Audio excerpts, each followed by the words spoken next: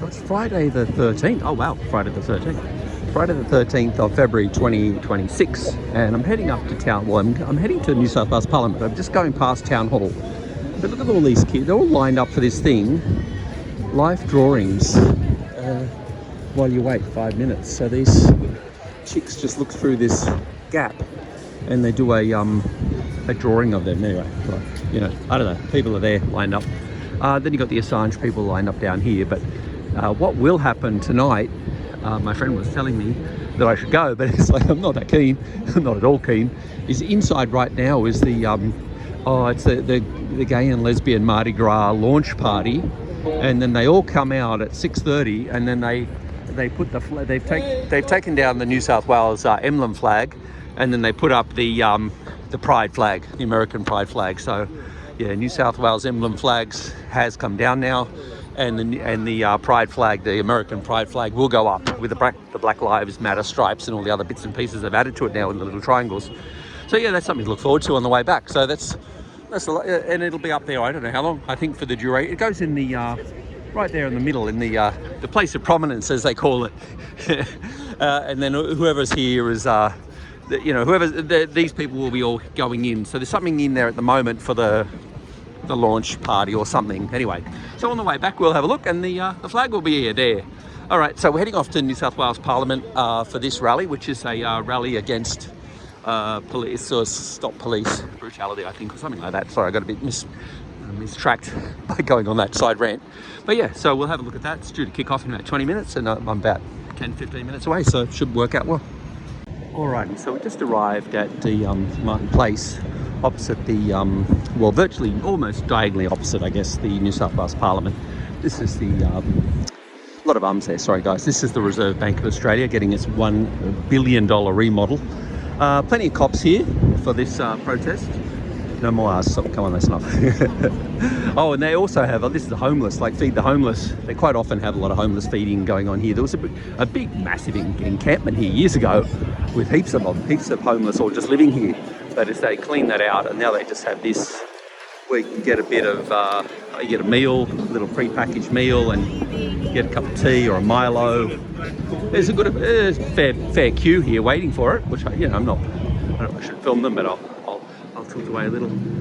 So you had all the cops down there, and at the top here you can see the socialists are set up, selling their wares with the red tables.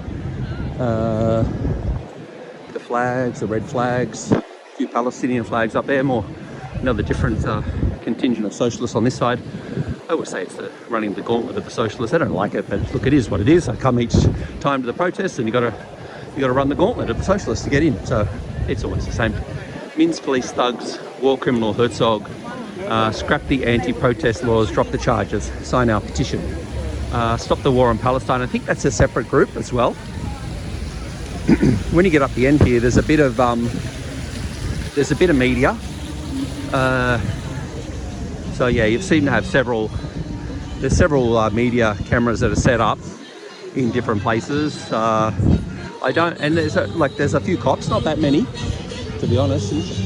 A bit of music playing. It's the usual guy that sets up all their audio equipment. And there's quite a few cops. There's quite a few cops, all loitering. It's about 10 minutes till kick-off, but they always run late, these things. And then you got a couple of police horses up there on the footpath. Nice brand new shiny little shoes on that one. And security guys, I don't know who they're for. Oh, he's the guy I chatted to the other night. He's the Sydney Morning Herald reporter. I think he followed the protest down on Monday as well. Yeah, a few more cops this way.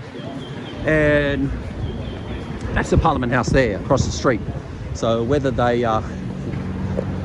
Alright, I just had a long bloody conversation with a cop who called me over. I was like, it's lucky it's around the corner. It's like, it's really, it was talking about snorkeling. We're talking about, irrelevant things and his honeymoon and all these things, but he's always very friendly and chatty with me. And it's like, oh, fuck, if anyone sees me talking to a copper, it's like, oh, no, he's, Anyway, so there's Gary. So that's Gary, who's the head cop. A lot of troubles on Monday night. I thought he might not be here tonight, but he's here. The fellow that's running the show here, he's part of the union. He quizzed me the other day. What's his name? Paddy. So that's Paddy, and then the guy who was speaking is the one in the black over there. That is the ex-Treasurer and Prime Minister Paul Keating, but he's not the Treasurer and Prime Minister, but he just has the same name. So, and then this, so these are the two, these are the guy there, and the other guy, he's the other guy in charge of the, you know, running the protest. Not a massive crowd. It's probably due to kick off now. These are the Jews against the Occupation 48, ladies and gentlemen, who are generally at everything. And Channel 10 reporter getting a live, or maybe doing a live cross, probably a bit early, probably just doing a pre-recorded. Yeah, right, so we might set up our, and these pink people are the, what's called the legal observers in the middle there. He's got his mask, they've both got their masks today. They're not their masks, they're goggles. They usually do wear, a lot of them do wear masks as well. So we'll relax for a minute. Oh, there's Lizzie, Jarrett, she's a black activist, and then the other guy as well. So they're all a part of the Blak Caucus group, BLAK Caucus. Yeah, so we'll just wait and see what happens, and I'm sure I know there's Paul Keating is speaking, and the Greens politician for New South Wales from, where's she from? From Newtown, whose name is Jann Leong. So Jann Leong may be talking, but she may be inside. I'm not sure if the Parliament is actually meeting today or not, but if they are, she'll be inside and she'll come out when she's done. All right, pause, and we will get our gimbal happening, and we'll get the speeches.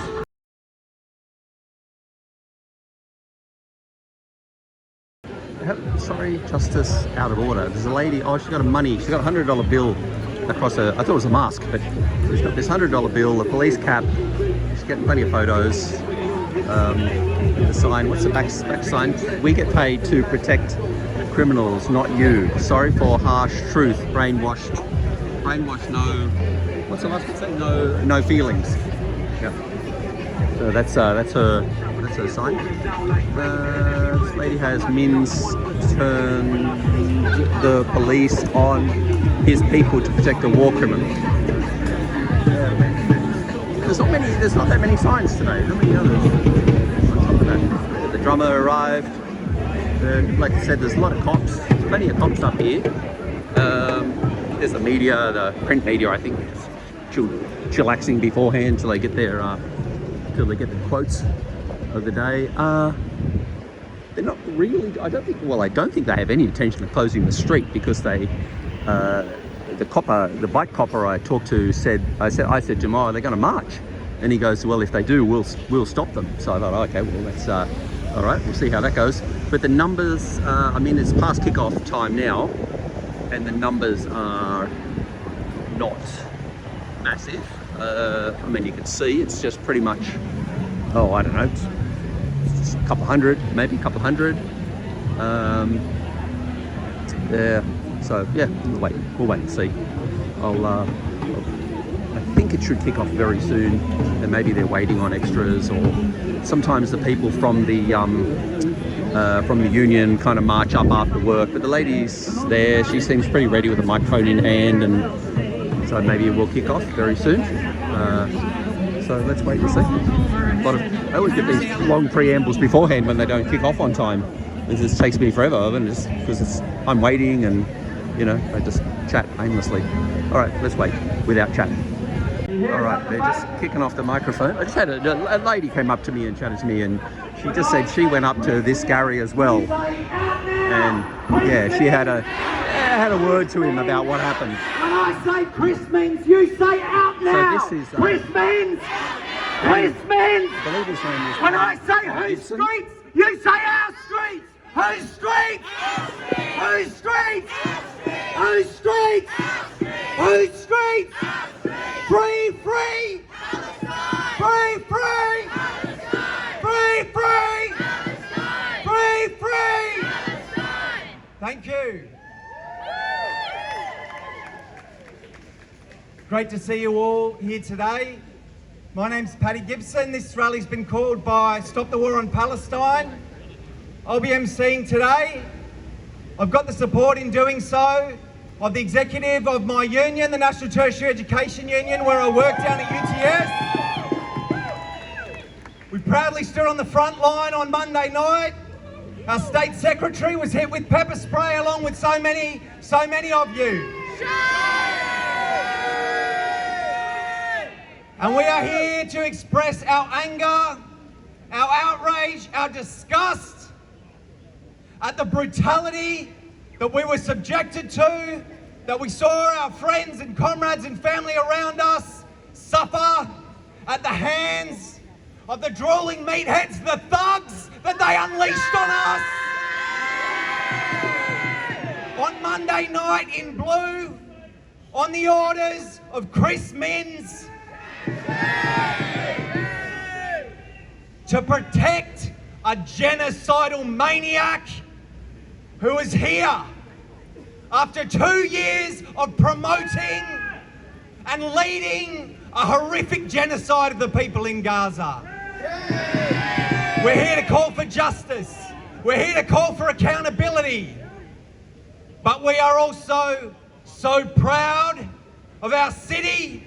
We held our heads high when he stepped off that plane and they tried to pass laws to keep us at home, to keep us off the streets. We defied their laws. We took the streets. We marched that night.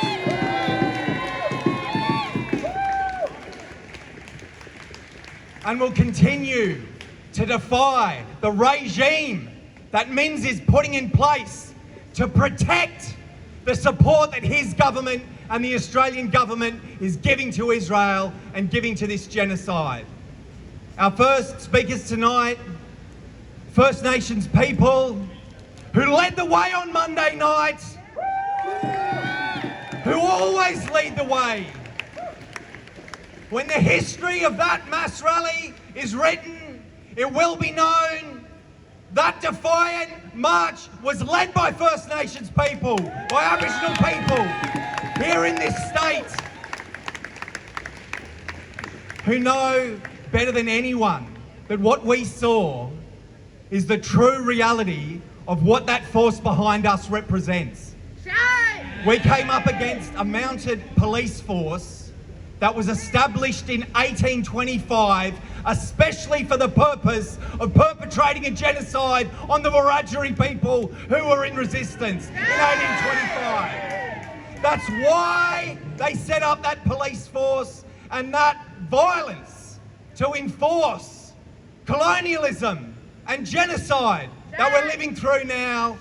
That continues to today, but so does the resistance. So we have Jordan Ryan, we've got Lizzie, Jarrett, we've got Latoya Aroha Rule. All of them stood on the front line, and they're going to come here and speak to you first tonight. Please, my friends and comrades, come.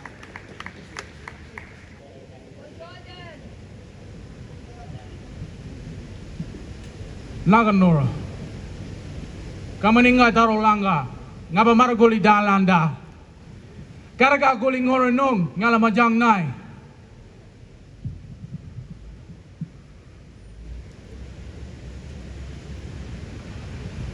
Hello everyone, my name is Jordan.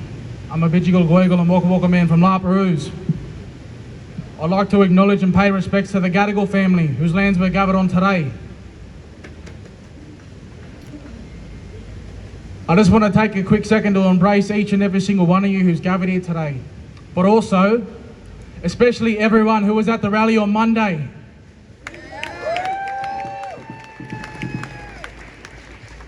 We stood our ground. We stood against fascism and racism. We protested and stood against genocide. We were assaulted, pepper sprayed, people were brutalised, arrested and racially attacked. But despite all that, we stood our ground, and that is something that we can all be proud of. The racist regime of Chris Minns, who continues to oversee the genocide of First Nations people through our so-called justice system, the genocide of our Palestinian brothers and sisters, and who also rolled out the red carpet for war criminal Isaac Herzog to invade our land and our streets.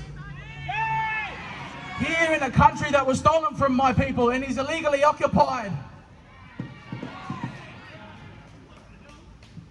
After Monday, he had claimed in an interview with the press that New South Wales Police had apparently did everything they could to avoid clashes and conflict with the crowd, which we all know is a lie. We were there, we saw everything. We were the ones who were protesting peacefully. We were the ones who were in the right, not them.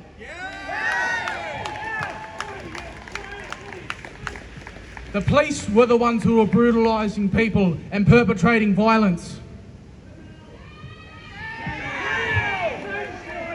And this isn't nothing new. They've been doing that ever since they were established.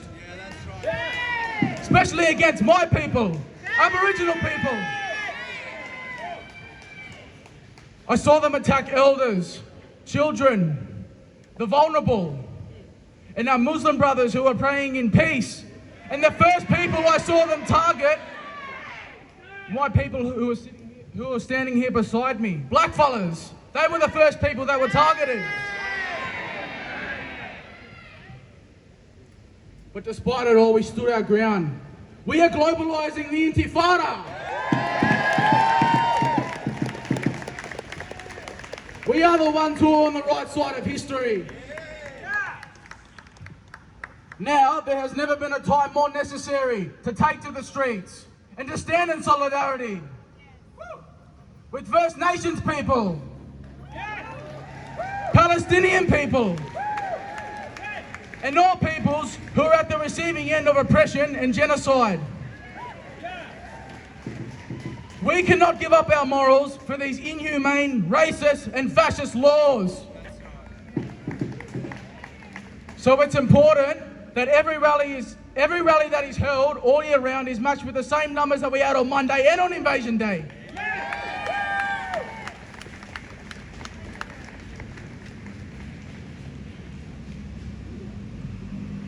We will continue to defy these racist anti-protest laws.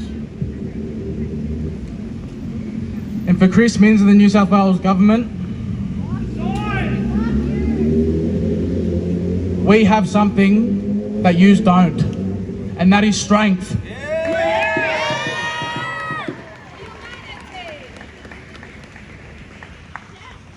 These are our streets, this is our crowd.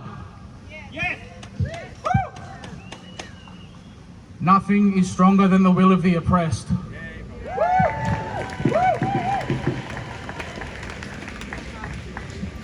Gadagali and Gaza Yuba Intifada Langa. Globalise the Intifada.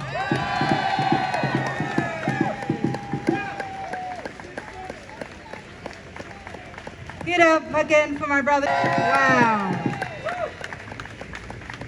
I'm not too old, but I'm old enough to know that younger fellas need our support more now than ever. And if that's leading our generation, if that's that staunch resilience, I'm so excited and proud, Jordan, and for all the young people who are here today. Sorry to read from my notes. My head since Monday is just a little bit off, as I'm sure a lot of people are feeling too. So I'm just going to hold a phone here, but bear with me. My name is Latoya Aroha Rule, and I acknowledge I am a beneficiary of Gadigal Nura, Gadigal land, its resources and protections. And I pay my respects to elders and ancestors, including my own, who have walked these lands, who have been at that parliament, who have changed legislation in this nation, let alone this very fucking state, and who have walked these lands with Gadigal people hand in hand. So thank you to them, and also to my other First Nations brothers, sisters, non-binary, trans and other queer mob here today. I'm Aboriginal, I'm Wiradjuri, and Te Atiawa Māori, so also kia ora e te whānau to everybody across the oceans from Te Moana Nui Akiwa and our other fellow friends from the river to the sea. Palestine will be free.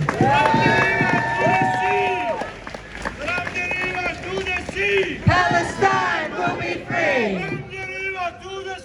Palestine will be free. Palestine will be free. As many of you know, I'm also sadly the sibling, and gratefully the sibling of Wayne Fella Morrison, who died in custody after being spit-hooded in South Australia under the body weight of more than 14 officers. For this reason, I run an anti-torture coalition dedicated to banning instruments and mechanisms of torture, of which include police excessive and any use of force and tactics, which were deployed on Monday, and of which the coalition and I have been praised by this very government and Parliament of New South Wales, South Australia, other jurisdictions, and the Australian Federal Police. I've spent more than a decade organising and leading protests, de-escalating conflicts as part of this work, and advocating for safer outcomes between communities and police, and others. This includes my time spent overseas alongside and as part of peaceful and self-defensive actions. I'm putting this into context for what I'm about to say. On Monday, I attended the rally in good faith and as a person of faith. I supported my community members up on stage and in the crowd, holding our Aboriginal flag proudly. As the rally was ending, we hoped to march and were chanting with many of you, "Let us march." Then our chants changed to, "We will march," a sovereign march. And I thought this could happen safely for all of us to end up walking and dispersing up at Hyde Park. There were so many of us, it was so awesome to see, but I thought, okay, now is the time to disperse. And actually, we could have marched. It probably was a safer option. Instead, police blocked us in on what seemed like all sides. The tram was already stopped. There was space to let people leave safely. When it was clear on that front line that they wouldn't let us through, we started chanting, "Let us leave." We just wanted to leave safely and go home and follow that direction. That direction came from allies concerned about our safety. It came from people like me who could see the need for de-escalation. So I laid down to ensure between the police and the crowds that they'd see we weren't going to be combative, but just wanted to exit at that point. As a person with chronic stage 4 endometriosis, standing up for long periods of time sometimes for me is difficult, as I know many other people in the crowd also have chronic illnesses and other reasons, depending on age, ability, and other reasons, who are probably also from war-torn countries and probably needed rest. So I did take rest on Gadigal land, as is my right, from Gadigal elders and people, and I laid down. But more than that, standing in the face of a police line with my background feels threatening at times. From where I stood at the front line, it was clear. The crowd was being compressed, people were getting more fearful and anxious, children and elders were present. The situation became a pressure cooker constructed by police, something I've not seen in this degree ever in my time. As someone experienced in de-escalation, I moved to comply and leave once I was told that the other end of the barricade over the other side of the block was being opened for us. But before I could stand up fully to my feet while being helped by a community member to comply and leave, I was grabbed by multiple officers and dragged away. Thank you to the multiple photographers and videographers and other allies who captured imagery that we're all seeing, showing that at all times during that and throughout my arrest, my hands were up like this, in the defense position, in the safe position, in the I am not a threat position, even while being forced away by at least 8 officers, forced upon my body across this period of time and across my community members' bodies. I was dragged across the intersection with my community members and placed in the back of a paddy wagon alone. I was told I had been arrested for allegedly, quote, disturbing the peace. Yet, this was obviously a deployment of a peaceful tactic, laying down and asking to go home. Particularly in the Million People's March in Washington, D.C., which I participated in, where there were tanks and military, where President Trump was in the administration at the time. Not even that experience of heavy police presence and military presence was as violent as I've seen from this men's police gang on Monday. I've been part of sit-ins, die-ins, disruptive and non-disruptive events. Never have I experienced this level of what I would deem hatred. Hatred, violent and racist vitriol by the New South Wales Police and state-sanctioned violence from the Albanese government. How is it that I ended up in a police paddy wagon for the first time in my life at 33 years old for complying with police orders in a peaceful manner? And within the decade since my brother's death, who succumbed to such death in the back of a prison transport van. All I could think about was my brother. All I could think about was Mr. Ward, one of those who sparked the Royal Commission into Aboriginal Deaths in Custody, who cooked alive in the back of a police paddy wagon. All I could think about was our Aboriginal people and our allies in those wagons. But I could not see out, and I was alone. We know all too well what the Royal Commission into Aboriginal Deaths in Custody has recommended.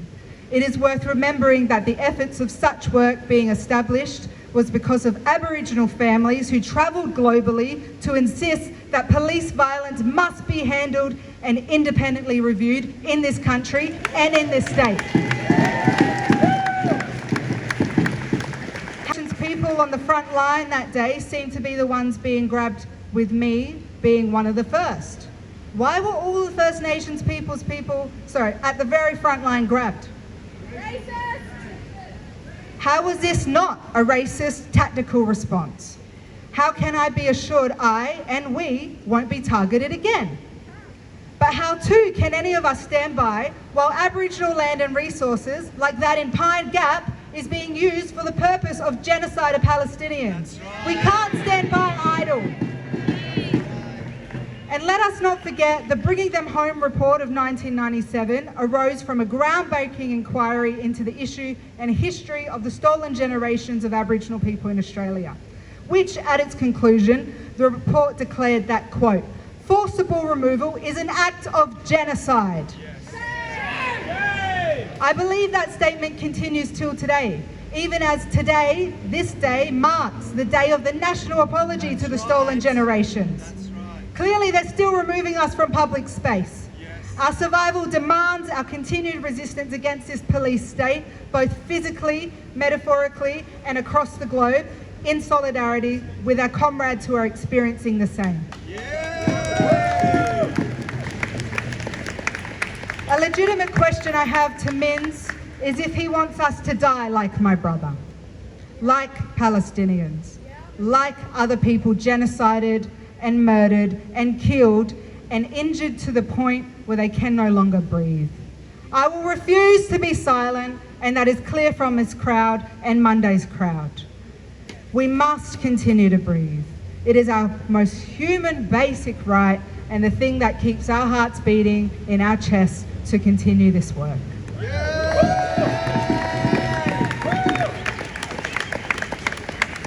The next day on Tuesday, I actually got up the courage to go to my local police station, believe it or not, to peacefully walk in and request photos be taken of my bruises and a statement recorded. Guess what? I was refused. They refused to take my photos, they refused to take my statement. This is domestic violence against me.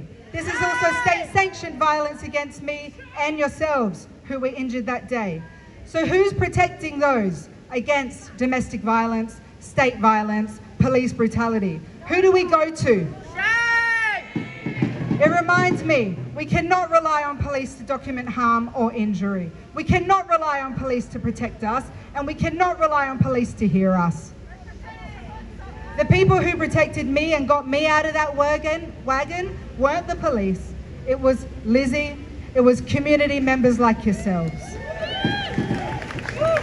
The only safety we have is each other. It's always been this way, but this event truly cemented that fact for me. For all the goodwill and negotiations I've been forced to be part of, time and time again, police show us that they will only abuse, injure, and kill us. I'm genuinely fearful that the Minns gang are out for our blood, and I had to go to work and see my First Nations colleagues bruised and beaten for legal observing. I've had to see what we are all seeing now. All of it. This is state-sanctioned violence and brutality. And this right here is the manifestation of genocide. If we do not act now, we will continue to see the doctrine forced against us to comply with crimes against humanity. We are those humans, and those criminals back there are the first gang on this country. They must be controlled, and they must stand down.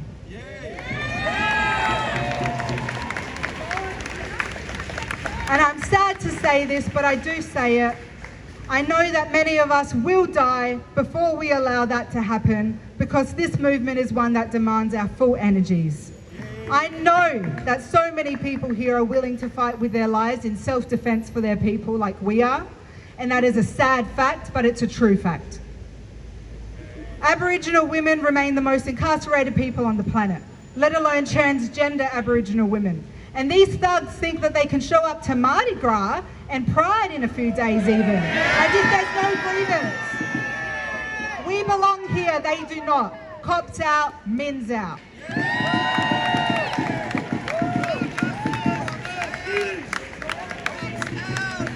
When peaceful de-escalation is met with force, what message does that send to us in the world? Our right to protest is now criminalised. Our right to movement is now controlled. Our safety is conditional, and we have now been made to feel unsafe. I'm truly uncertain how to restore that, except through community engagement again and again, just like this. And for those of us with intergenerational trauma tied to policing, these actions reopen wounds that never truly heal. The United Nations Declaration on the Rights of Indigenous Peoples needs to be honoured. We are here, sovereign, and in the crowd for those who are First Nations, we are sovereign, and we shall move where and as we please with the authority of the land people and the landowners of this place. And for that reason, I demand an apology from the Minns government, not only to Gadigal people about the grievance that has now occurred on their lands and against their people and against other First Nations people, but for ripping us through this genocidal regime and committing us and Aboriginal land to another people's genocide. Not in our name, not on our lands. While I know many of us are grateful to be alive, gratitude is not justice. And that's all we've continued to demand as First Nations people since 1788. And we're still here together with you all today, reiterating this. Thank you for being with us and remembering that sovereignty has never been ceded.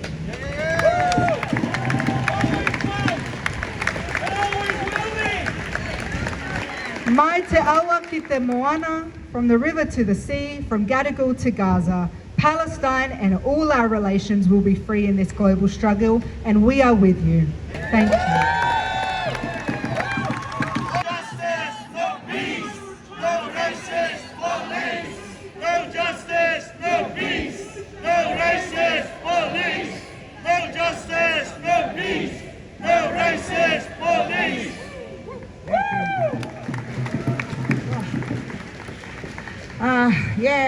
Hi everybody. I'm Lizzie Jarrett. I'm a proud Gumbaynggirr, Bunjalung, Dunghutti, sovereign woman who is also a beneficiary of the land of the Gadigal people. I acknowledge their lands today. I acknowledge that we stand on the first lands of resistance against police brutality that was brought here back in 1788. Right here is ground zero for this shit you saw the other night. This has been happening to us for a long, long time. But I promised my son, anyone who knows my son, you should, his little 16-year-old beautiful young black man who had to witness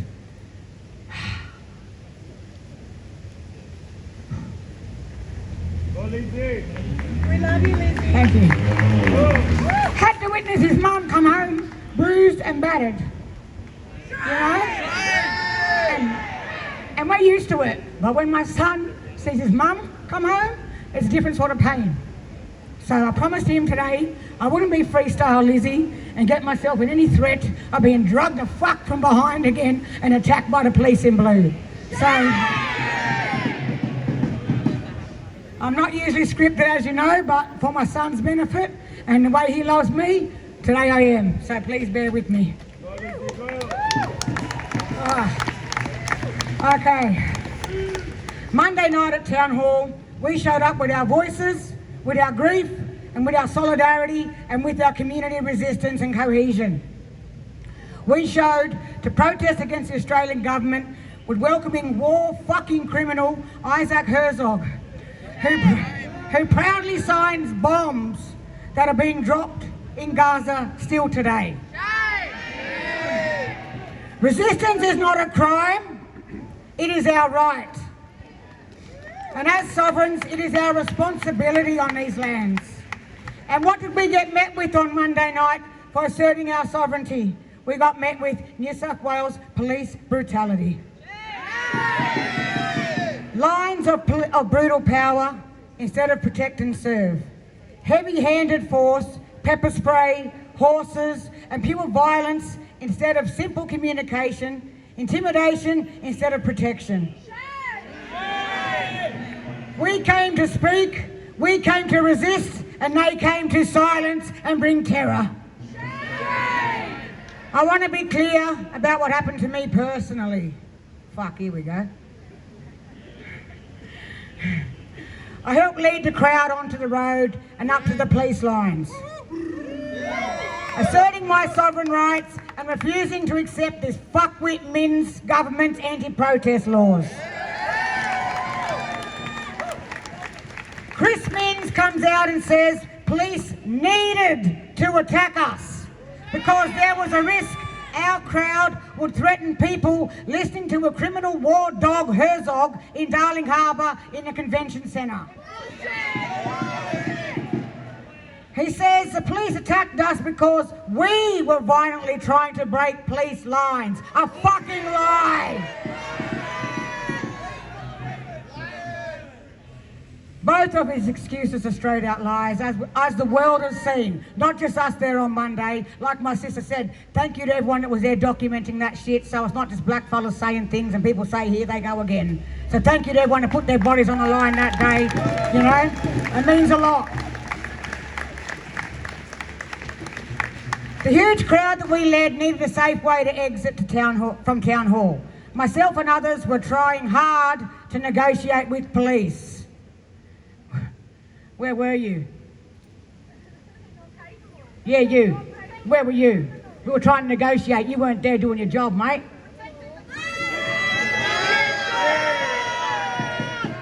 Right. To move out of the way and let the crowd take a few blocks and disperse from Hyde Park, 2 blocks away. Let us have our march, let us peacefully go home, let us have our grief. We could have been all home so happily and safely. But no, they had a job that day, and that was to instill fear, instill terror, and bring these anti-protest laws and these extraordinary police powers to realise the idea of how Australia is. It controls anyone who stands up to resist this fucking illegal regime.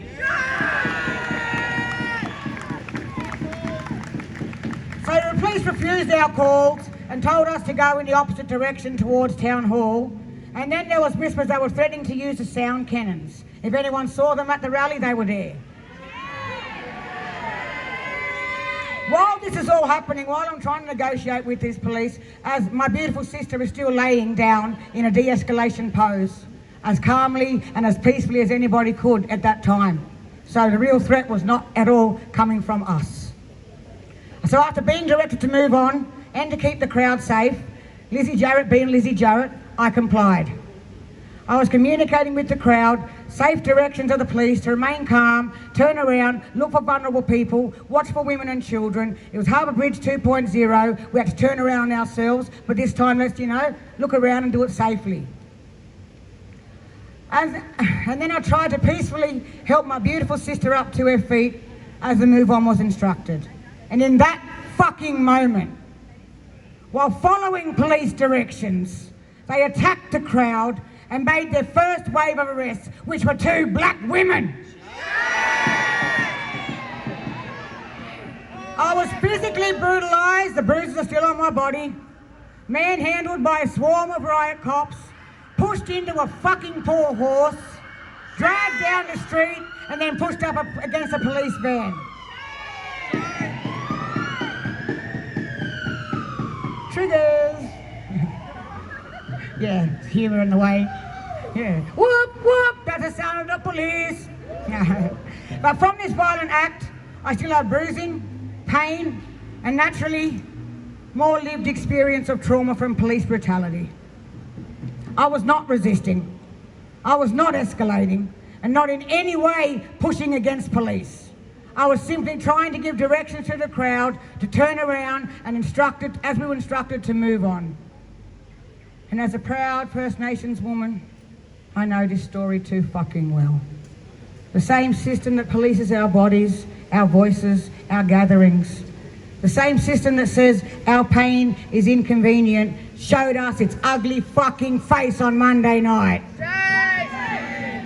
Police bash our people every fucking day. In the back of alleys, in cells, in paddy wagons. On Monday night, people from every sector of society experienced this brutality out in the open. You had a snippet of our life. A snippet. That one day what you saw is how we keep calling you to come out with us for the reality of what you saw. And you know what, as First Nations women and men, it fucking traumatised us to see that you had to get to that state to be able to understand this is the reality of the country you live in. It really hurts us to know it had to come down to that for people to go, fuck, Australia is really fucked up and racist? Yeah, it is. Chris Minns and New South Wales government talk about fucking order. But whose order? Whose safety?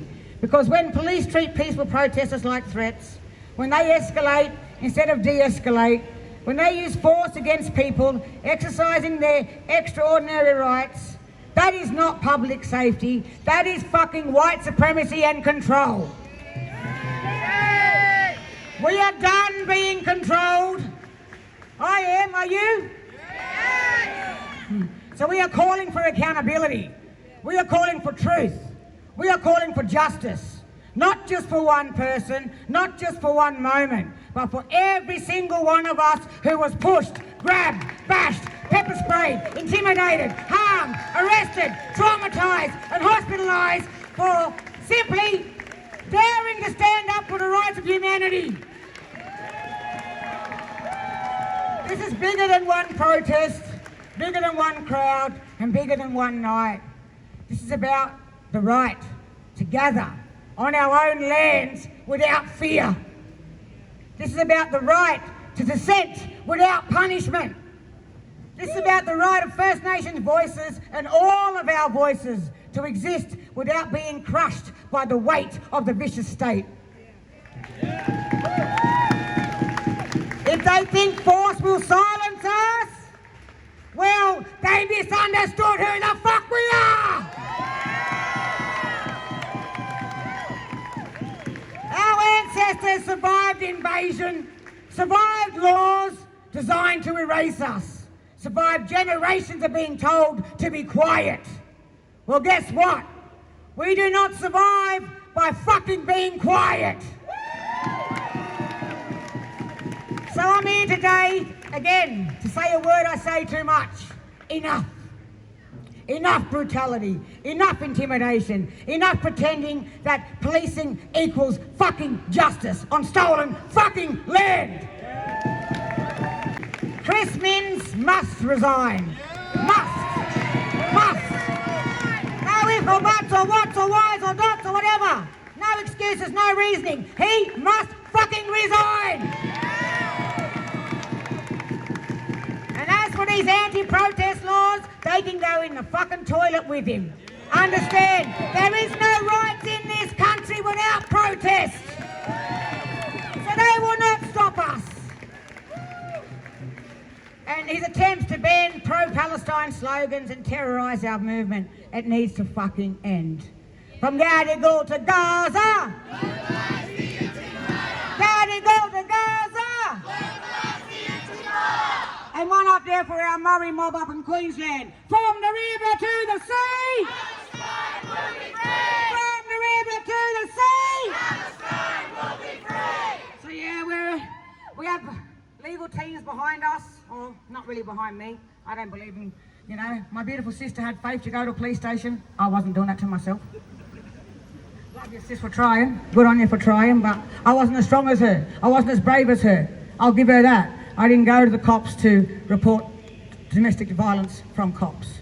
Because the idea of going to the hospital first and being judged as a black woman, asserting her sovereignty, coming in with bruising from police, more trauma, more red flags, then docs get involved, come and see that my kid was at a protest. I'm there, another statistic. No, I wasn't doing all that. So yeah, my bruises, my battle scars, let's go again. Anyway, we've got a good legal team behind us and we're going to try and explore every legal avenue, political avenue, and this, the most important avenue, the collective people avenue, to hold those responsible accountable, because accountability is not fucking revenge. Accountability is healing. Accountability is truth. And accountability is justice. So let this be heard clearly. Minns, Dunstan, Coffee, and anybody else who decide to want to put their hands and terrorise our people, hear me fucking clearly. We are not going anywhere. We will keep gathering, we will keep speaking, and we will keep fighting with truth, with solidarity, and with the strengths of generations behind us and generations to come after us. Always was, always will be. From the river to the sea. Palestine will be free. Thank you, Lizzie, Jarrett. One last little mention, please. Tomorrow, you just heard us say we need you to call out. We need bodies. Tomorrow is the 22-year anniversary of young TJ Hickey. If you don't know his story, you fucking should. He was a young Aboriginal boy who was pursued by police and killed in Redfern, Waterloo. Tomorrow his mother holds their 22 annual march and still has no justice. So tomorrow, if you have time, please come and share the love and share protection for my community right now that really needs it. Waterloo Green, 10:30. I know I'll see you all there, right? Right. Thank you, Lizzie, Jarrett, over and out.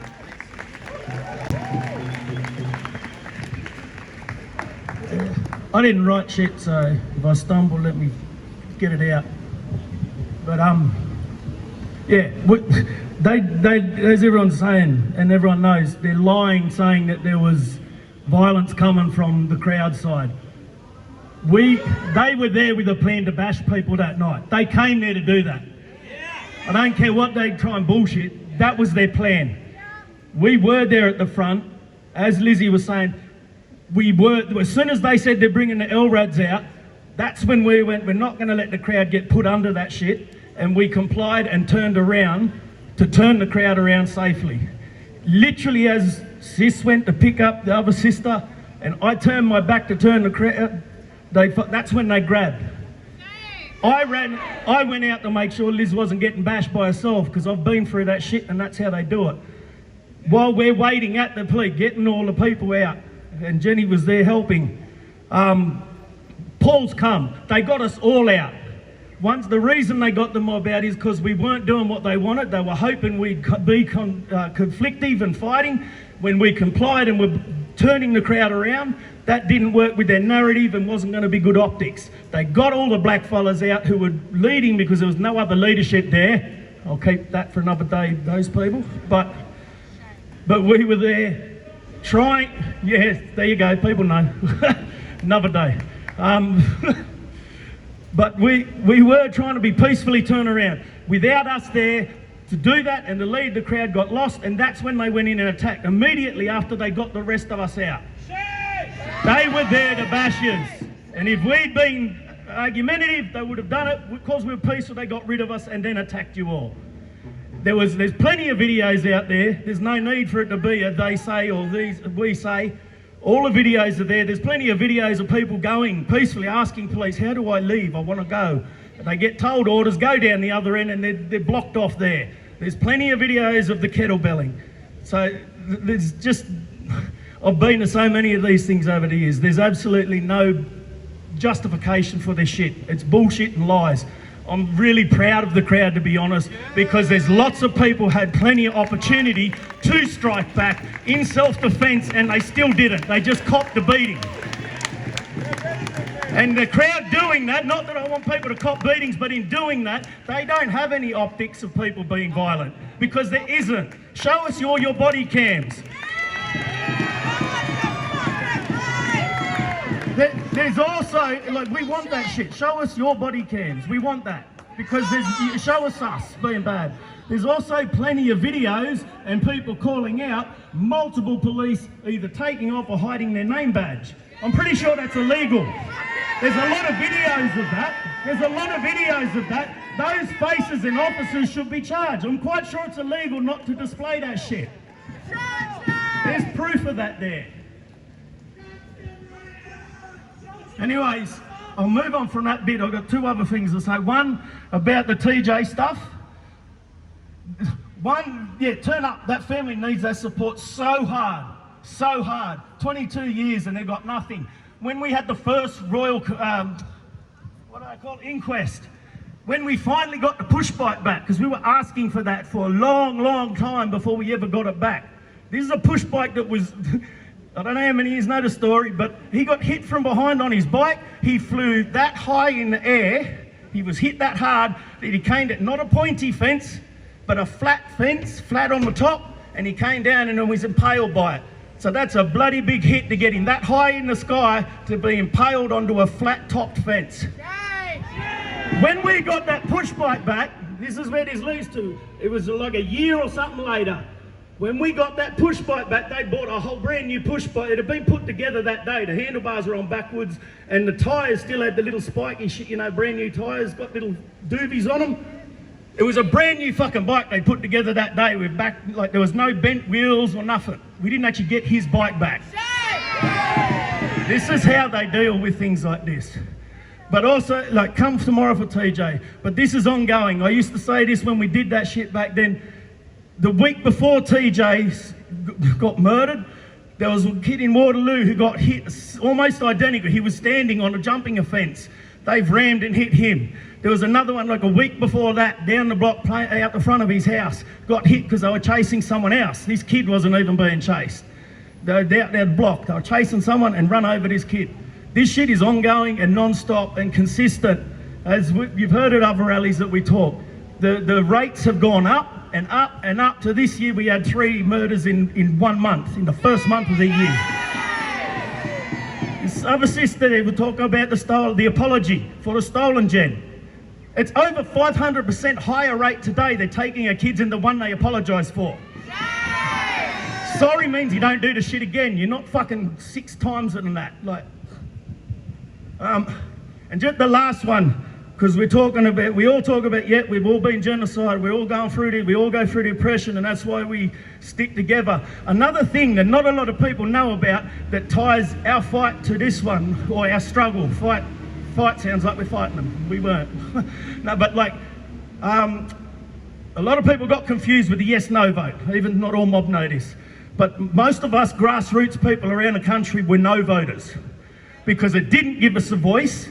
We got a voice here, we speak, and they never fucking listen. It didn't give us a vote, it didn't give us shit.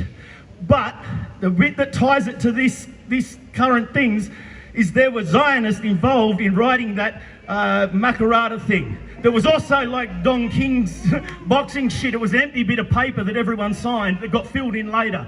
But Zionists were actually involved in writing shit to do with our fucking lives. Why? They're also been involved in certain language group reconstructions. There's a lot of such shit where they're actually directly involved in our stuff too. I don't know what they're doing around the world, but they like fucking with Indigenous mob. Anyways, I think Paddy wants to get on the mic now. And I want to walk home today, so I'm going to stop before I get G'd up. Don't punch me. Yeah, all right, I'll pass it on to you. From Gadigal to Gaza! From Gadigal to Gaza! From Gadigal to Gaza! They're trying to ban that slogan. They say Chris Minns is saying he's going to pass legislation to ban that slogan. They tried their anti-protest laws. We marched anyway. You put legislation through there, we will never stop saying, globalise the Intifada! And we're going to get organised. and we're going to build the power that we need to defend ourselves when we say it. Very important for building that power, to break their regime. They know the Intifada here means we close Pine Gap, that, as Latoya says, on Arundel land is sending coordinates to bomb Gaza. It means we stop the steel being sent from Bisalloy in Wollongong to go over and murder Palestinians. It means we break the military alliance between Australia, the United States and Israel. That's what the Intifada means here. It means we liberate Aboriginal lands and return the power where it belongs. And to build that power, we need the organised working class. We need the trade union movement. We need workers to refuse to cooperate with the regime they're going to put in place. And we were very proud to stand alongside the MUA on the front line on Monday night. They're always beside us. And we've got Paul Keating from the MUA Sydney branch to speak to us tonight. Thank you, Paul. Come on, comrades, come up here.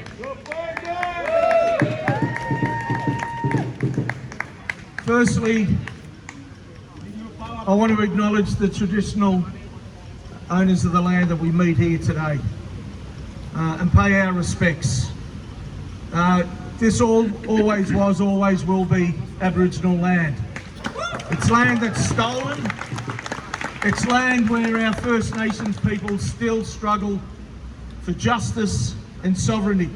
And the MUA will stand alongside them in their struggles until that's delivered. And we can only do that with an organised working class, as Paddy said. Can I just... Yeah. We're here because we come out on Monday, right across this country, to protest against an individual, a head of state, the President of Israel, a war criminal, an individual that has been silent through the genocide of the Palestinians in Gaza and the dispossession throughout Palestine.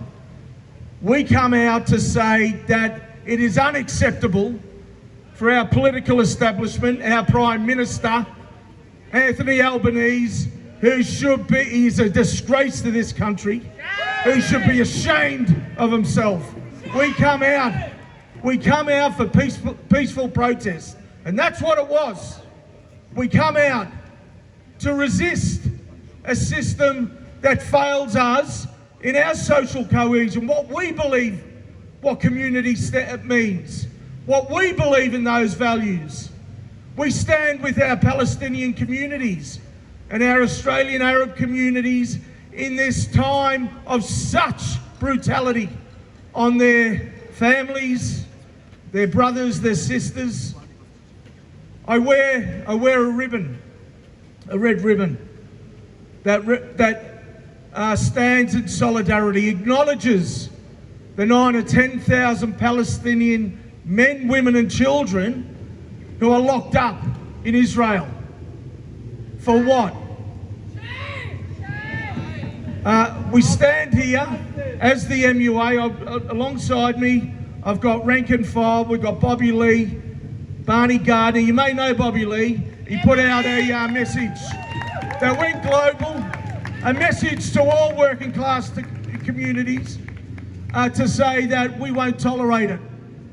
And I'm going to point to these individuals, these coppers, because I've got to tell you, you've got to have no self-respect to be putting a uniform like that on. No self-respect. You see, on Monday, and I've been to plenty of rallies, you know, I'm getting on a bit, and I think the first rally I was about 7 years of age. So it was a long time of rallies, I've got to say. It was peaceful. There was no charge in the wallopers. Coppers, for those that don't know what wallopers, it's an old saying, because the coppers used to wallop you. You know, they used to flog you. And guess what they do? But I'll tell you this, on Monday, for most of us here, especially us white people, we had an insight to our First Nations peoples on what brutality is for them every day. Because you had them, you know, this crowd here, you know, they're the bosses. Got no time for bosses anyway. But I've got no time for any of these that wear this uniform. And see those ones in the back? Those smug bastards over there and across there? You know, they're the ones that love the biff. You know, the riot squad, the black shirts. They love the biff. They love to flog you. They love to hit a woman and punch a woman and an elderly person. They love to do that. They love to drag them through, you know, the line. I mean, there were 30,000 ordinary Sydney-siders that come out. And across the country, tens of thousands. And we stood to say, we will not accept having war criminals in this country invited. And I say to Mins, who's a dog and a coward, your day will come, Chucky Allah. Our day will come. It's an Irish saying. You know, the great Jimmy Connolly. James Connolly, a revolutionary, a proud trade union leader who fought for his people. You know, the 1916 uprising, Chucky Allah, that was his saying. Our day will come. I say this to our comrades from our First Nations. Your day will come, and resistance is duty when injustice is law. So the MUA stands proud. Look at the faces on them, eh? You reckon they'd be like that if they didn't have them uniforms on? I'm going to tell you, not a fucking chance. Where I come from, where we come from, where our communities come from, the working class, and most of these come from the working class. I'll tell you this, if they lived in my street or in my suburb, I wouldn't fucking say a word to them. I'd say to my children and my grandchildren, turn your head. They don't deserve to be looked at. Social cohesion.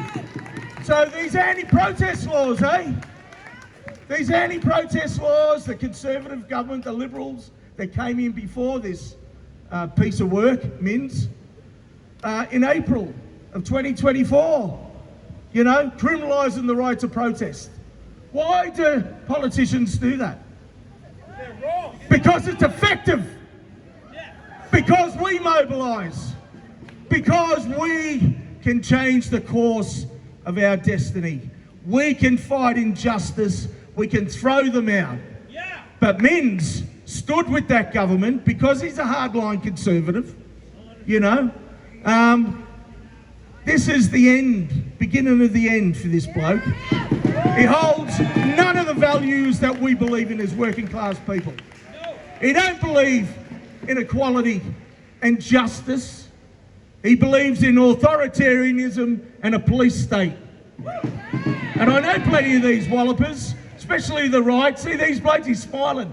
If they didn't have them uniforms on and they were in our suburbs, they wouldn't fucking do that.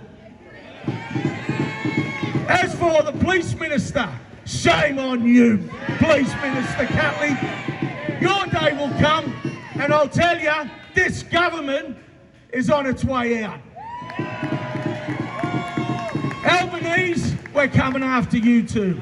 If you don't stand on the side of the working class, you're an enemy of our class. And the sayings of justice for those that are oppressed, from the river to the sea. I can't hear you. From the river to the sea. That's a call for all working class to come together, to stand with our Palestinian comrades, our brothers and sisters, in their oppression. No different to globalising intifada. They want to weaponise the language of the oppressed. Well, I'll say to the ruling class, you can get fucked! And we're going to continue to mobilise, we're going to continue to radicalise, and we will fight for what the working class deserve. A workers' republic, a republic for the workers, and throw out the ruling class, the political class, and all these shameful men and women in blue.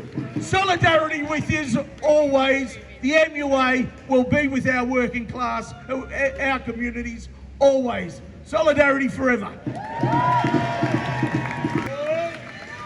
My name's Robert Lee. I'm the national president of the veterans of the MUA. There's hundreds of mothers here today, and there's hundreds of mothers there the other day and saw what happened. I often wonder that the young policeman that bashed a bloke nearly senseless, when he went home to his mother and said, "Look what I done today, love," and she'd be real proud of him. What an ass! He bashed women and kids, and a bloke was on the ground with 5 people on top of him, and he bashed them. What do you say when you go home to your mother? What did I do today? Bash up an unselfish, you low lot of people. Thank you very much. Out, Min's out. Cops out! Min's out! Cops out! Min's out! Cops out! Min's out! Cops out! Min's out! Cops out! Min's out! Cops out! Min's out! Comrades, they brutalised so many people, hundreds of people were very, very badly assaulted on Monday night. And each of those people comes from a workplace, comes from a family, comes from a community, comes from a congregation. And if they think that we're going to lie down and just take it, they got another thing coming. We are going to unite every single one of those workplaces, every single one of those communities, every single one of those congregations, and we are going to build a force that is going to hold them accountable and force the cops out and Min's out. That's what's coming. That's what's coming. Min's talks about 15-second clips out of context. We got 1,500 hours, Chris Minns, from every angle that shows that it was just straight out unprovoked brutality that was inflicted on people on Monday night. But everyone, we need to organise. None of that's going to happen automatically. Join your union. We've got the teachers and school staff for Palestine here organising in the schools. So when they try to persecute teachers for teaching the truth about genocide, we can stand with them and defend them. We've got the NTEU here. They're trying to come for us. They're trying to come for us at university. They're trying to ban slogans in the university. But we're going to unite and we're going to fight back. And one of the communities, obviously, the most heinous thing that we saw, on Monday night was the attack on a prayer. Comrades, if we can just, we're going to get strength. We're going to come back with strength, comrades. There's no need tonight when there's a couple of hundred of us. We're going to come back with thousands. We're going to come back with thousands. We're going to come back with thousands. And we're going to show them what we mean. There will be justice. There will be justice for what happened. Please, if we can listen now. We have 2 young brothers, please. We have 2 young brothers here to speak.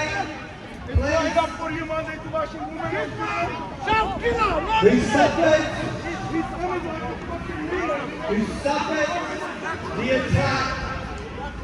It's a little, just kind of started out of nowhere.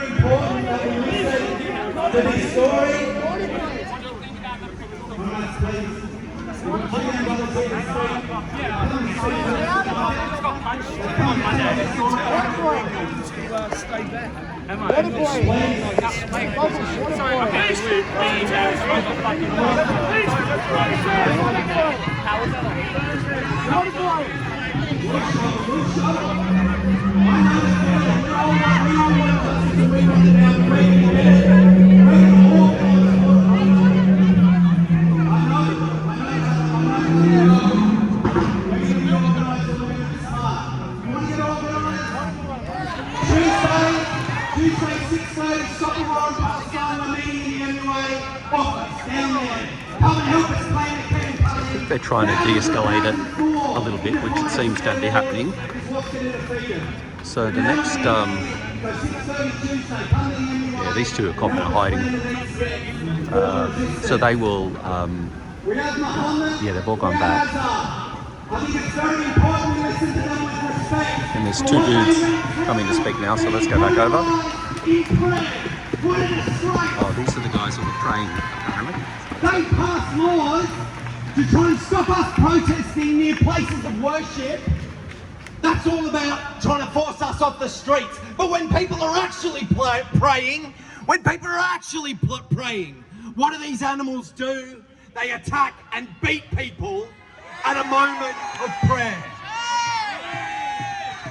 So please, can we hear tonight? Thanks so much for coming along. Muhammad and Azhar, so we can hear from and we can stand with. Thank you. Assalamu alaikum, and peace be unto everybody here. First, I'd like to acknowledge the traditional owners of the land, both past and present, the Gadigal people. The police brutality myself and Azhar and many others endured on Monday night is completely and utterly unjustifiable. In an attempt to force us to stop praying, I was dragged across the floor as they tried to pin my head onto the concrete. Azhar was kneed in the back, kicked in the ankle, and forced to get up, and others were thrown countless meters across the floor. All of this, and we have heard absolutely nothing from our leaders in government condemning any of this. The only thing we have heard from Chris Minns is context. What a disgrace. So we'll give you some context, Chris Minns. Monday night began as a peaceful gathering. As the protest concluded and the call was made to disperse, many of us simply moved away to pray Maghrib, the sunset prayer. The sunset prayer. We originally had gathered at a closer location and decided to move further to avoid any type of conflict. Prayer for us is not a performance or a political act. It is sacred. It is the most vulnerable and humble position a Muslim can be in. Forehead to the ground, hands open in surrender. In that moment, we were not chanting, not blocking, not confronting anyone. We were worshipping. Within minutes, that worship was met with aggression. Voices shouting, forces advancing. Women in the back rows were pulled away while being in prayer. Members were grabbed one by one. One of our community members was thrown very roughly across the ground. Others were dragged, kneed, and screamed out to move while their backs were turned and their hands were placed in devotion. There was no riot. There was no threat. There was prayer. Look at me. What's wrong with you? What's wrong with you? Look at me. What's wrong with you? Everything. Please stay. Someone is controlling You standing there. You got me.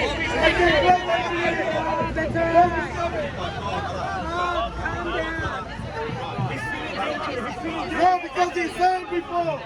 He said before, I'll fix you later. He told me before. What we witnessed. He told me before, I'll see you, fix you later. We appreciate you, my brother. We appreciate you. We feel you. He mentioned before. We will. When I was dealing with him, he told me, I'll fix you later. Free, free Palestine! That. No respect for child killers! No respect for child killers! What we witnessed that night was not crowd control. It was a disproportionate force used against people in a sacred act. Physical violence against those praying is not maintaining order. It's a violation of religious freedom and human dignity. It sends a chilling message about whose faith is protected and whose can be disrupted without consequence. The pain in our community is real. The grief is real. The anger is real. Watching people pray and be met with force re-traumatizes a community already grieving immense suffering abroad. These emotions are not something to apologize for. They are a rational response to being dehumanized and dismissed.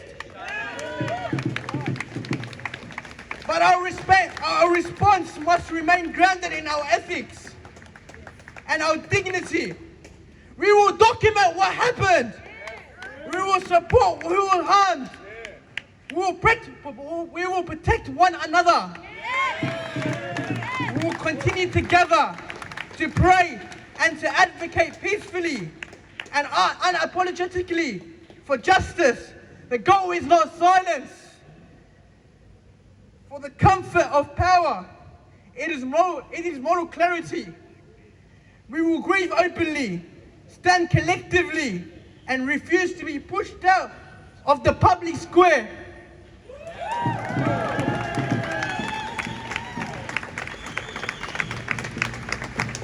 You know, I find it extremely patronizing, not only just being assaulted, but as someone who prays. That the likes of Chris Minns was able to question the sincerity of all of our prayer. Reducing it to what he said was a bait tactic and inciting the police. Again, an utter disgrace coming from a man who opened our borders to a war criminal, rolled out the red carpet for him and held his umbrella for him in the rain. This man, shame on Chris Minns. This man abused and weaponized the police to attack us while in our most peaceful position, regardless of any religion, a prayer. This man proved his allegiances are not toward this community, but to himself and his Zionist masters. It's imperative that we do not allow his leadership to continue and vote him out completely. And you know, one more thing toward the police and all you riot squad. How they acted on Monday disgusted me. And no matter all the violence they used, they could not break me or any of us out of our prayer. And they will never be able to break us out of our prayer. And shame on you all for trying to do that. Thank you. Salaam alaikum and free Palestine. Free! Free, free! Free, free! Free, free! Intifada, intifada! Long live the intifada! Intifada, intifada! Long live the intifada! Our next speaker, Jann, are you there? Could you hear us, Jann? Okay.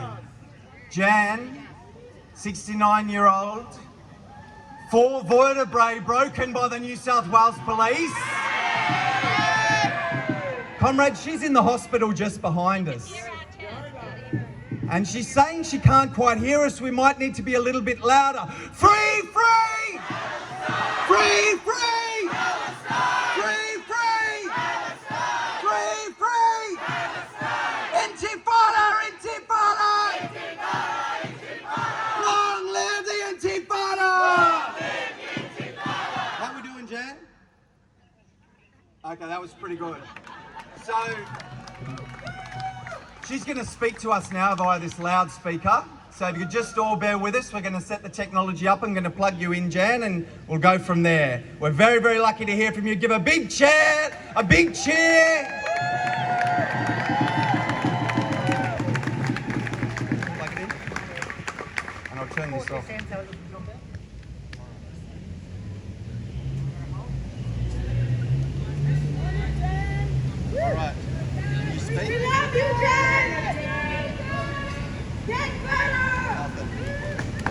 sec. How's that? No. Well, try again. Hang on. It worked before. It worked when we were setting up. Nothing. Okay. All right. Plan B. We're going to go through the microphone. All right. Okay, Jen. Can you speak for us now? Yes. Is that better? Can you hear? Yes. Let's go.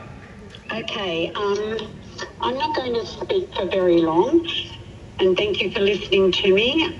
I left home on Monday afternoon to go to the protest because I don't think we should be inviting genociders into our country like all of you think.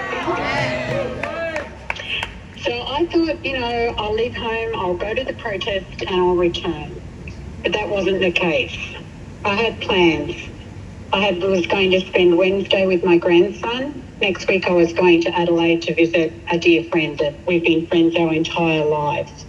But instead, I'm in Sydney Hospital with 4 broken vertebrae. Totally the result of Chris Minns and the New South Wales government. I'm not alone. There were so many people injured. I have never witnessed such violence in my life, as most people haven't. It was horrific, and I think everyone who's there is traumatised. Even my friends overseas are traumatised by this, and they weren't even there. And it's made me think that this is the type of violence that people put up with every single day in Palestine, that our First Nations people put up with every single day. Yes. So we have to do more. It's not time to stop. I'm told that grannies should be staying at home making cakes. Well, this is time for grannies to be on the streets. No one was scared. Not the young, not the old, not women, not men. No nationalities. They were like a pack of wild hyenas. I've never seen such evil in people's eyes in all my life, except when I look at the eyes. And it's very scary. And it's totally enabled by Chris Minns, a man who holds weapons conventions in our state, a man who invites a person who writes messages on bombs and then drops them on children and kills them. If he thinks that we're just going to sit back and let that happen, he's wrong. Nothing is going to stop us. We will not be silenced.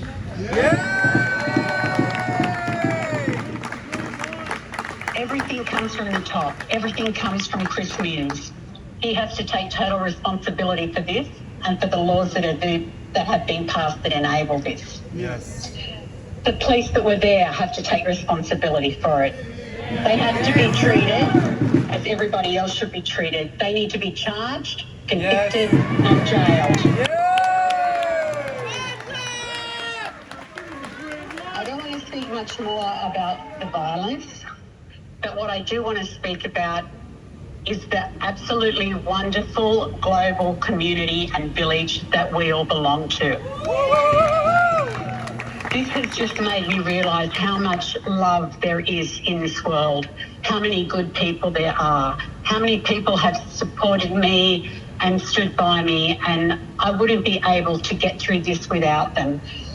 And I think we just have to stand together more. We can't let them make us scared. We can't run away scared, because if we do, this is just going to get worse and worse and worse. Absolutely. We need to fight for the rights of our First Nations people. We need to fight for the rights of Palestine. We need to see a free and just Palestine. Yeah. So that's all I'd like to say, and just thank you to everybody, to my wonderful family, to my friends, and to people that I've never even met before who've reached out to me and supported me. This is what a true community is. This is the type of world that we want. A world of love, a world of peace, not a world of violence where people are brutalised. Thank you.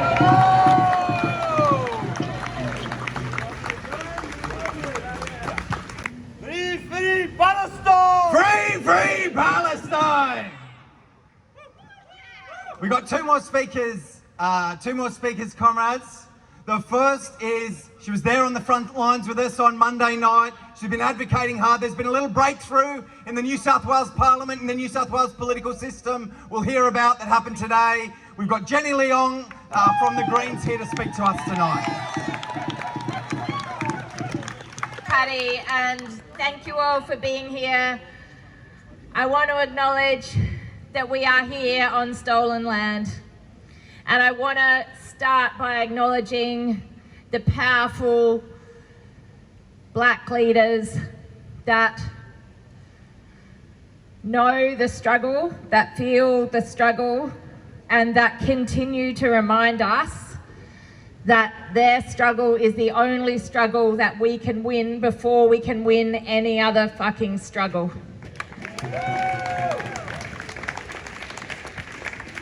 I want to add to a bit of the storytelling tonight. It feels like we're storytelling, so I'm going to add to the storytelling. I'll start with Monday night, and I'll start with the fact that as we turned our backs on the 2 rows of riot squad with the cops behind them, after both Lizzie and myself had spoken in a little impromptu speech on the garden bed of the front of Town Hall steps, both of us at that point had said, and we discussed with each other, and we said, nah, we turn around, right? It was just, I have been to rallies a lot. In fact, I worked out that probably I've now been rallying on the streets of Sydney for close to 3 decades, folks. I can tell you that probably the moment that I was radicalised to become a genuine member of the left in Sydney was when a cop with their leather gloves grabbed me as I was protesting outside of the company that ran the detention centres locking up refugees and asylum seekers down in the city over there. And as his gloves picked me up and threw me to the ground, I think he thought that that would be the end of me. I think he thought that I'd be too scared to rock up to another rally. What can I say? Thanks to him and the likes of John Howard and Pauline Hanson, you created a monster. And may we hope in the trauma that we feel right now that we have created so many more radical activists that are committed to standing up on the streets of Sydney for a revolution. Because they think that they will scare us. But they don't realise that the fear that we feel turns into adrenaline, and that adrenaline turns into power. And if you need to see that more, then you can see right here with Lizzie and Jarrett, that you can see right here with these amazing, staunch activists, that you can hear from Jann from her hospital bed, that actually what they do is they fuel a fire, and that fire is strong. The story I was going to tell you is as we turned around, we turned our backs on the rows of police. They grabbed Lizzie out of the crowd at the moment where we turned our backs. The cowardly act of that was next level. But what happened before that? I don't know if you've been to a rally. Sometimes I find myself as an MP being at the point where I am discussing with the cops what is going on. It happened during COVID and Black Lives Matter. It happened during the marriage equality debate, because I stupidly thought until on Monday night that I would not be hurt by the police and I could use my privilege and power as an elected representative of the New South Wales Parliament to put myself between the activists and the cops. The reality is that on Monday night, one of my colleagues who was attempting to film people praying in the street was punched by the New South Wales Police, an elected member of Parliament. Now, don't get me wrong, I don't think elected members of Parliament should get special treatment. In fact, probably most people here think we should get the opposite. But, yeah, you can all laugh. But, It's all right, it's all right. I'm here alone. You know, I've got no friends in there. I'm the only Polly out here. It's not alone. But I wanted to say that the fact that they are willing to brutally assault people in the most passive position of prayer, and the fact that they are willing to assault elected members of parliament means that they are vicious dogs out of control. And that is an insult to dogs. So we tried to negotiate. We made it clear. We said to them, there is no way out. There are too many people here. This is not safe. At that point, they walked away and they said, if you march, there'll be consequences. Well, we saw those consequences play out. And I want to say two more things. The first is to say that when we were holed up in a shop on Bathurst Street with people with red faces and eyes streaming out from the pepper spray that had been sprayed this far away from their face, having been chased down Bathurst Street by rabid cops spraying chemical weapons into their faces, I rang the police minister. I rang her from the shop while we were coughing and spluttering and watching police chase citizens down the street. This is a member of the so-called Labor left, folks. The police minister in this state is a so-called member of Labor left. And I'm sorry, I'm going to get political for a second, because while we make excuses for people who are apologists for the Minns Labor government, we will never get anything different. We will never get anything different. And so I said to her, they are out of control, Yasmin. They are out of control. It is dangerous. I said, you need to ring the police commissioner and you need to tell them to call people off, because it is out of control. And I said, I have been rallying for years and this is not safe. And she said, I don't get involved in operational matters.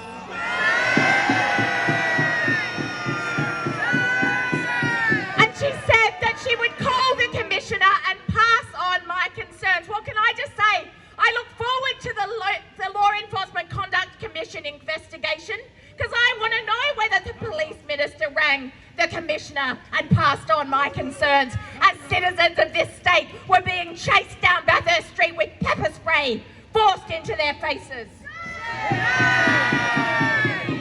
And so she says she doesn't get involved in operational matters, and this is my last story. Indeed, that's what they say, but you know, she doesn't hold the pepper spray can.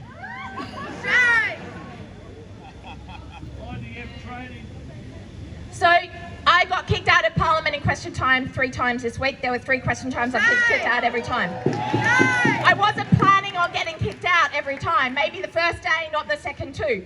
But I could not listen to the lies that was being said by the Premier Chris Minns in that chamber. He said his focus was on keeping people safe. When I asked him a question on the second day, he said, instead of answering my question, he basically picked apart my question, saying that I obviously didn't understand things because they don't get involved in providing instructions to the police. Basically mocking me that I didn't understand how the boys in blue work. But then on the third day, feeling a little bit more pressure because, you know, the videos were coming out faster and faster of violence and brutality and assaults, he was getting frustrated, and I'll read the words. He said, I'm not going to condemn the police for what? I'm going to get it right. I'm not going to condemn the police for doing what we asked them to do. He said, I'm not going to condemn the police for doing what we asked them to do. We need to investigate the police. We need to hold them to account. Anyone that bashed someone or assaulted someone that works for the New South Wales Police needs to be sacked. But it is not enough to just blame the cops, because the Premier admitted himself on Thursday they did what we asked them to do. I urge you all, no matter what you think of inquiries and investigations, The Law Enforcement Conduct Commission needs to be completely overwhelmed with letters and stories and submissions. They need to be able to be so overwhelmed. Take the time, do it. We will share how you do this because we want the truth to be told, and we cannot allow them to gaslight us and pretend that somehow we were in the wrong. I end with this, that what we felt on the streets on Monday is nothing to what has been happening in the genocide in Gaza. The kind of brutality that happens on the West Bank, the reality that Israel is an apartheid state, the reality that they have been found to have been committing a genocide, and we know that genocide is real. Let us remember that the struggle for sovereignty for First Nations people continue. Let us remember that we will not be free until Palestine is free. And can I say, from the river to the sea, Palestine will be free. From the river to the sea!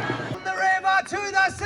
Palestine will be free. From the river to the sea! Palestine will be free. From the river to the sea! Palestine will be free. Thank you, Jenny. Thank you. It's so good to know that you're always there standing beside us. And I agree, 100%. This commission, they've opened it up. It's going to be a public inquiry. This is a very important opportunity. Not because we believe in inquiries. You can talk to the mob standing here about what happens with inquiries. Inquiry after inquiry after inquiry, it goes nowhere. It's a heap of shit. But we're going to stand on top of that heap of shit and shout the truth to the world and bring them to the streets and bury them in government. That's what we're going to do. Every single one of those stories is a person, is a community that we're going to knit together into a force that is not going to let them get away with what they did on Monday night. They will regret the day. And the point, we talked a lot about Mins. The other one who's going to come to regret inviting that war criminal here is Anthony Albanese. Don't forget who it is who invited him here and shoved genocide down our throats. Said, take this. Australia supports the genocide. We send the steel, we send the weapons, we send the intelligence, and we're bringing them here. But we held our heads up high that night, and we can be proud. So let's keep building that force. And just on that point, our last speaker tonight is Lorna McRitchie. She got involved in activism in response to the genocide, has been involved in campaigning for the last year. We need many, many more people who are radicalised by the protests to get involved. Come along to the organising meetings and help us build that force. Lorna's from Stop the War on Palestine. She's our last speaker tonight. Thank you. So long.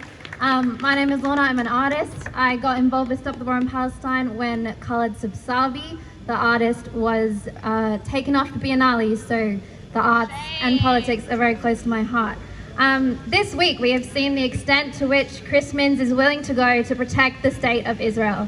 First, it was his relentless efforts to limit the Sunday rallies in the city through arbitrary rules like no protests near places of worship. He demonized us when we marched over the bridge and ignored even his own party members who joined us. In December, he passed rush laws banning marches in restricted areas and giving police extra powers to move on protesters. He wants to ban the phrase globalize the intifada, a call for resistance against the Israeli occupation that he protects. As Stop the War in Palestine, we do not accept these laws. We do not accept the proposed ban on globalize the intifada. We have the power to crush this legislation. And we won't stop saying globalize the intifada. We will fight all attempts to silence Palestinian resistance. Monday proved that no one is going to defend us or our right to protest except for us, the people. Our elected representatives like Minns don't protect us. They send their cops on us. The cops don't protect us, clearly. We have to stand up and fight for us and for the Palestinians. This was all to protect the Israeli State Representative Isaac Herzog, who signed his name to a missile bound for Palestinian civilians. He is proud of their mass slaughter of Palestinians. He celebrates it and loves it. Chris Minns has lied to our faces, backed the police, and the media follows suit. Journalist Carl Stefanovic agreed with Minns and questioned whether the prayer group who were assaulted were even legitimately praying.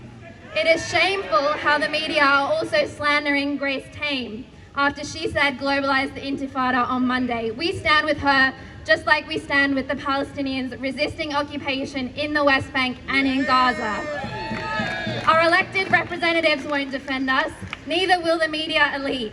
It is up to us to crush this legislation, to not back down when they say you can't march here, you can't protest here. This is our city, and we will decide where we march and where we protest. Monday's rally proved that. Stop the War in Palestine is an open group for people to be involved with. We are here to cohere our forces, to meet each other, to make sure we are linked together. Get involved with us. Organize in your workplaces and social circles. Don't just come to the rallies, build the rallies. Individually, we may feel powerless, but collectively, as we saw on Monday, we have the power to crush Minns, to crush his racist legislation, to put sanctions on Israel, to stop sending F-35 fighter jet parts, to stop sending Pine Gap intelligence, because even if Min goes, we will still do those things. We have to stand up and fight and make sure that not in our name, not on Aboriginal land, we will not have Pine Gap, we will not send intelligence, we will not make the steel. And yeah, from the river to the sea, Palestine will be free. Whose streets? Our streets! Whose streets? Our streets! Whose streets? Our streets! Whose streets? Our streets! A comrade come up, thanks so much Lorna, that was great. I think it's an inspiration for everyone to get involved. Comrades come up with one suggestion for a chant. I say make him, you say mince meat. It's not bad. It's not bad. Make him! Make him! Make him! Make him! Cops out! Min's out! Cops out! Cops out! Cops out! All right, thanks comrades. I'm just going to turn the temperature down a bit. I think it was a fantastic rally. We've come here, we've shown we're not going to be intimidated, and we're starting to develop a strategy to actually go out there and bury them for what they've done.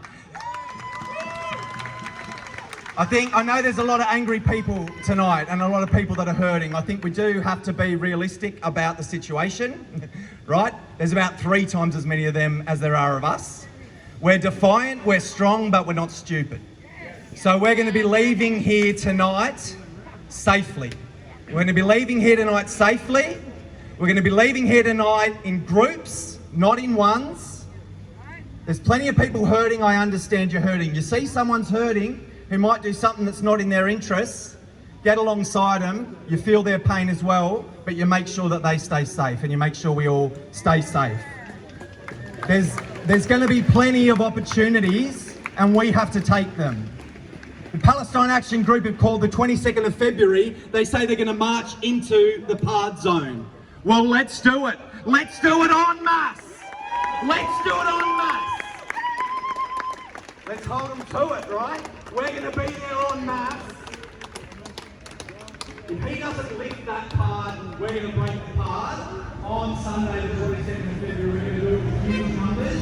We're going to do it with about 5-10 times. So it's all winding up now, and yeah, he's telling them not to That's how we're going to do it. We're going to do cross it the line or do anything. We're going to do it smart. And Stop the War in Palestine has organised a rally for the 27th of February. There's plenty of leaflets going around against the prohibition on globalised the Intifada. We're preparing the ground for mass defiance of their attempt to criminalise globalised the Intifada. But we're not going to be stupid about it. We're going to do it together, collectively, and with strength. So, from Gadigal to Gaza, from Gadigal to Gaza, from Gadigal to Gaza. Thanks so much for coming tonight. Chris Finch, we are coming for you. You are finished, mate. You are finished. And so's the rally. Please, get home safe, everyone. Look after each other. Thank you. How are you? I thought you were All right. right. That's it for now. Gary might cop a little bit of shit from people, but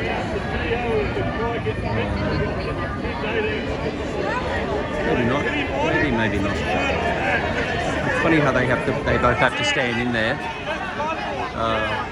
They don't get a choice, I don't think. They just have to be there. All looks pretty calm. Yeah, people are wandering off down the other way, and there's not really an attempt at. It was a slightly different crowd at the one on Tuesday night outside the cop shop at what was it, Wednesday night, whatever it was, the night after the night, or Tuesday I think, outside the Surrey Hills Police Station. It was a different crowd, so there was a bit more antagonism with the cops, but not tonight. I don't think anyway. They're just people wandering off. Even Gary's just on his phone and not getting interfered with. So yeah, I think that is it. I shall head off. The horses are there, over there. Next to their piles of horse poo. Plenty of cops. So you got ambos as well on this side, and a hospital just there, just in case. There's there's more horses down the street. So the horses, they just stretch their legs, gone for a bit of a walk. Galloping up if there was a break. Yeah, so that's it. Kids are coming home from school or wherever. They know it's this late, pretty late for them, but they've been somewhere. Yeah, all over. Yeah, very quiet, a quiet exit, and a much more relaxed atmosphere than the other protests the other night after the one down at the police station. All right, I'm going to sign off and head home. Oh, there's a bit of chat with the cops over there going on.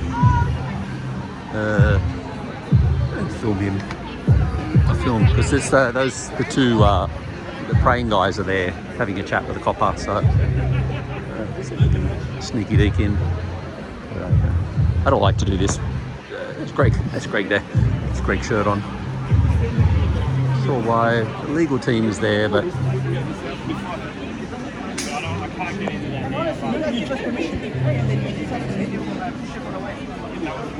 There you go.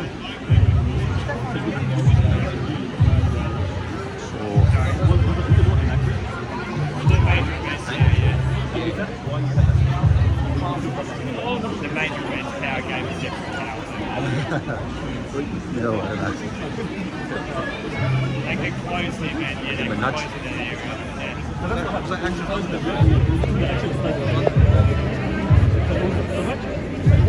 I'm not sure what's getting said, but he's interacting. Oh, there's Bob breaking through the lines.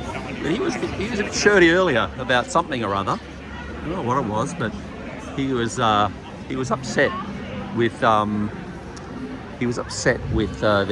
main cop Gary, I think. So something happened. Something got him upset earlier. But he's off now. It's this lady.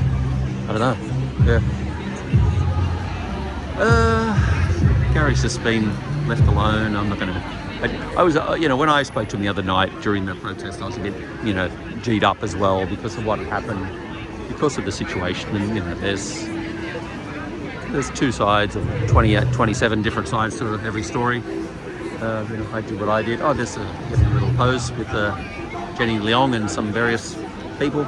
Yeah. All right. Did I say I'm going about 5 minutes ago? All right, that'll do it.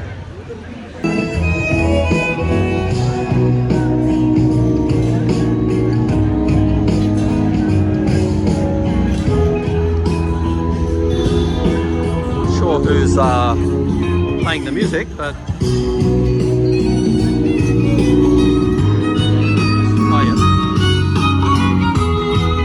yourself playing violin. So as promised, the flag is up. The ceremony and all that must have happened already, and then it's all lit up as well. There's the flag. And what is called by the council officials the place of prominence